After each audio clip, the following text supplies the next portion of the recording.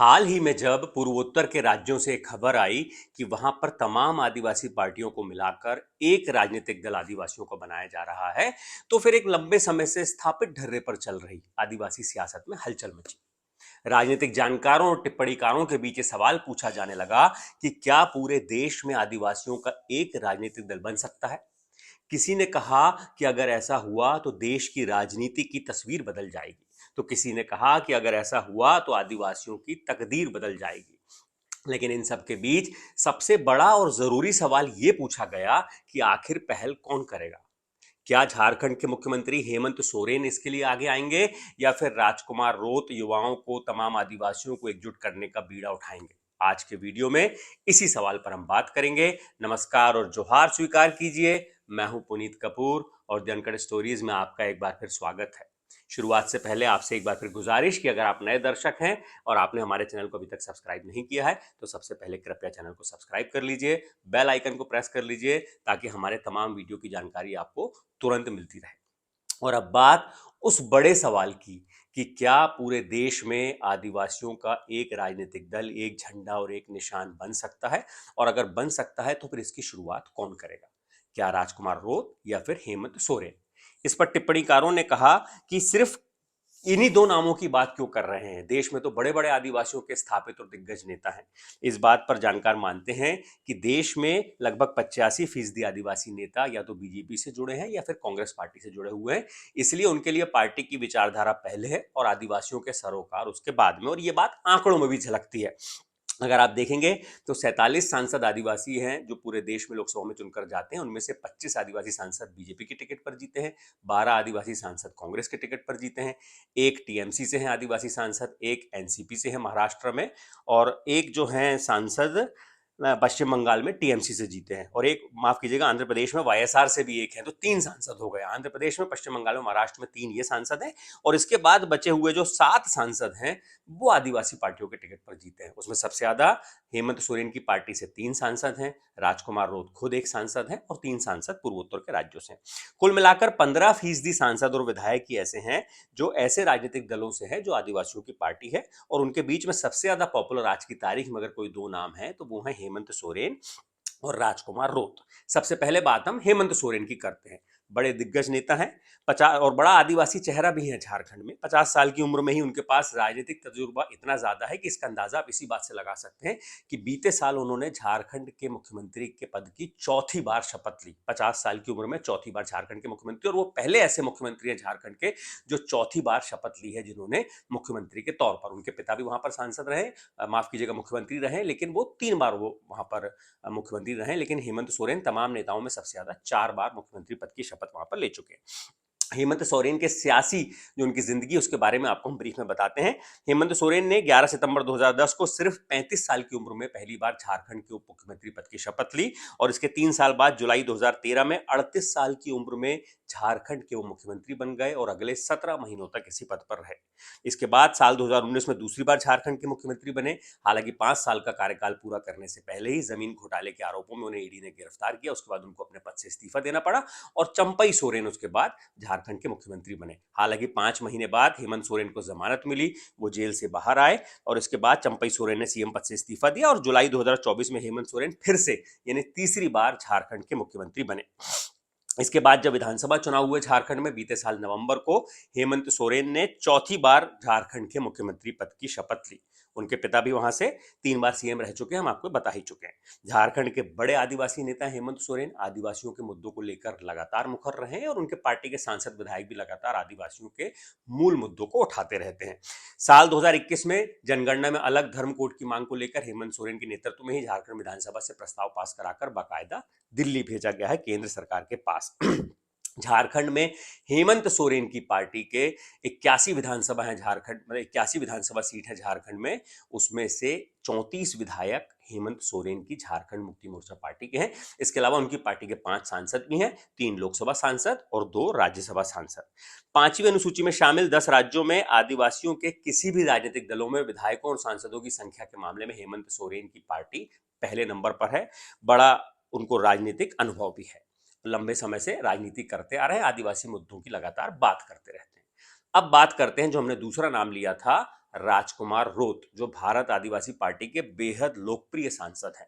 जब हम अलग-अलग वीडियोस डालते हैं तो तमाम लोग उसमें अलग-अलग राज्यों के जो दर्शक हैं वो कमेंट करते हैं कि मैं झारखंड से हूं लेकिन मैं राजकुमार रोत का प्रशंसक हूं मध्य प्रदेश के। तो तमाम जगह उनकी लोकप्रियता का अंदाजा अलग-अलग सोशल मीडिया में पता चल जाता है। इसके अलावा जब हम वीडियोस डालते हैं तो उसके कमेंट सेक्शन में भी दिखता है। तो इसलिए अब राजकुमार रोत की बात करते हैं। राजकुमार रोत आदिवासी राजनीति का बहुत ही युवा और लोकप्रिय चेहरा है। उम्र है अभी 33 साल, लेकिन इतनी कम उम्र में ही वो 2 बार विधायक रह चुके हैं और फिलहाल राजस्थान की बांसवाड़ा डूंगरपुर सीट से सांसद हैं। राजकुमार रोत का सियासी करियर पर एक नजर डालते हैं। उन्होंने साल 2018 का विधानसभा चुनाव भारत ट्राइबल पार्टी के टिकट पर राजस्थान की 84 सीट से लड़ा और सिर्फ 26 साल की उम्र में विधायक बन गए। जब वो विधायक बने तो उस समय वो राजस्थान के उन्हें सबसे युवा विधायक होने का तमगा मिला।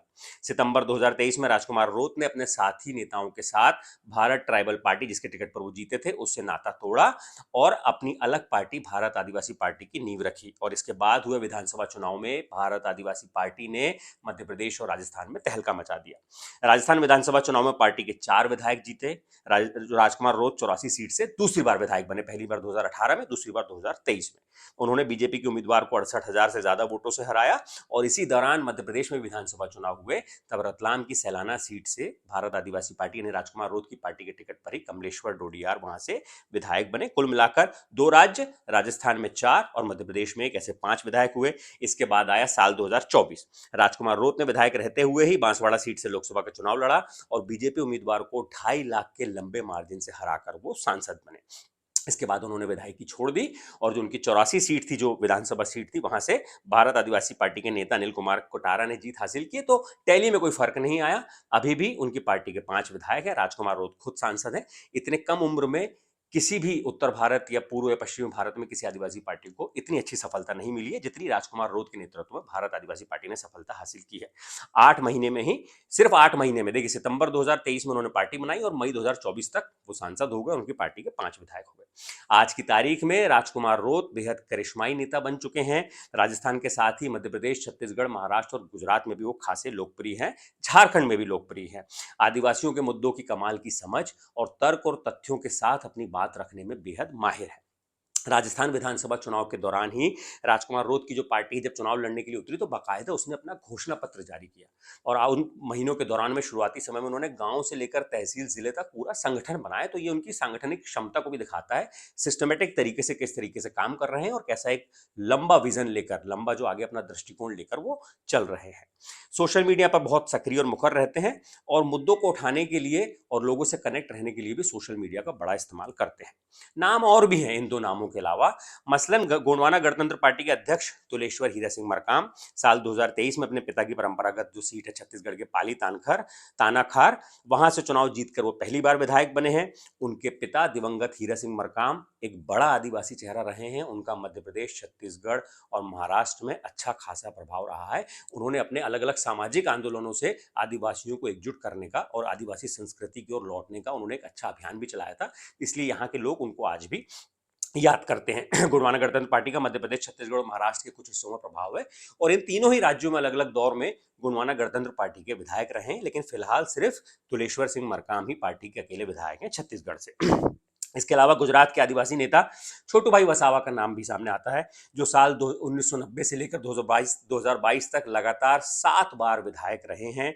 जो राजकुमार रोत हैं, उन्होंने साल 2018 में इन्हीं छोटूभाई वसावा की भारत ट्राइबल पार्टी से चुनाव लड़ा था और पहली बार वो विधायक बने थे। फिर उन्होंने अपनी अलग पार्टी बना ली थी। हालांकि छोटूभाई वसावा के बेटे ने पिछले साल जो है अपनी पार्टी का बीजेपी में विलय कर लिया, फिर बीजेपी भी छोड़ दी उन्होंने। फिलहाल छोटूभाई वसावा ने एक अलग सामाजिक संगठन बनाया हुआ, राजनीतिक गतिविधियों से दूर है। 78 साल की उम्र में एक शरीर की भी एक थोड़ी सीमा होती, बहुत ज्यादा सक्रिय है नहीं, लेकिन एक उनका भी नाम है, वरिष्ठ है मार्गदर्शक के तौर पर। इसके अलावा जयस अध्यक्ष लोकेश मुजाल्दा भी आदिवासियों के बीच खासी लोकप्रिय हैं।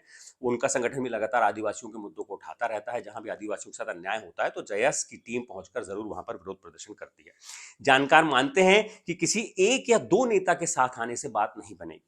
अगर ये तमाम नेता एक आदिवासी पार्टी की छतरी के नीचे आए तब जमीन पर कुछ असर होता हुआ दिख सकता है। इसके साथ ही अलग अलग आदिवासी समाज के जो सामाजिक संगठन हैं, जो लगातार समाज के बीच में सक्रिय रहते हैं, उनको भी साधना होगा। इसके अलावा जो आदिवासी तमाम अपने अपने फील्ड में मुकाम हासिल कर चुके हैं, काफी सक्रिय हैं, जो आदिवासियों को इन्फ्लुएंस करने की, प्रभावित करने की क्षमता रखते हैं, उनको भी साथ में जोड़ना होगा। लेकिन इन सबसे पहले शुरुआत करनी होगी, पहल करनी होगी, और वो कौन करेगा?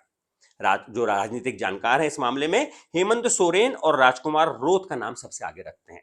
वजह है, दोनों ही खासे लोकप्रिय हैं। हेमंत सोरेन मंझे हुए नेता है और उनकी पार्टी झारखंड में सत्ता में है, वो मुख्यमंत्री हैं। तो साधन संसाधन जुटाना उनके लिए बहुत मुश्किल नहीं है। किसी भी आंदोलन को खड़ा करने के लिए, दल को खड़ा करने के लिए, उसका प्रचार, उसका विस्तार करने के लिए साधन संसाधन लगते ही हैं। तो इस लिहाज से जैसे पूर्वोत्तर में कोनराड संगमा मेघालय के मुख्यमंत्री, उन्होंने पहल की, उसी तर्ज पर राजनीतिक जानकार बोलते हैं कि हेमंत सोरेन को आगे आना होगा। और जो प्रद्युत किशोर बर्मन है टिपरा मोथरा पार्टी की, उसी तरह राजकुमार रोध भी बहुत आदिवासियों के बीच लोकप्रिय हैं। दोनों मिलकर अगर सामने आते हैं, दोनों मिलकर अगर पहल करते हैं, तो इसकी शुरुआत हो सकती है। क्योंकि राजकुमार रोत संगठन के क्षेत्र में लगातार काम कर रहे हैं। महाराष्ट्र, गुजरात, मध्य प्रदेश, इन जगहों पे भी जा जाके अपना संगठन वो बना रहे हैं। जानकारियों की राय में अगर ये दोनों शुरुआत करते हैं, पहल करते हैं, तमाम नेताओं से, जो अलग अलग आदिवासी नेताओं से, संगठन के नेताओं से बात करते हैं, तो इस एक आदिवासी पार्टी का बीज बोकर उसके पौधा बनने और वृक्ष बनने की उम्मीद की जा सकती है।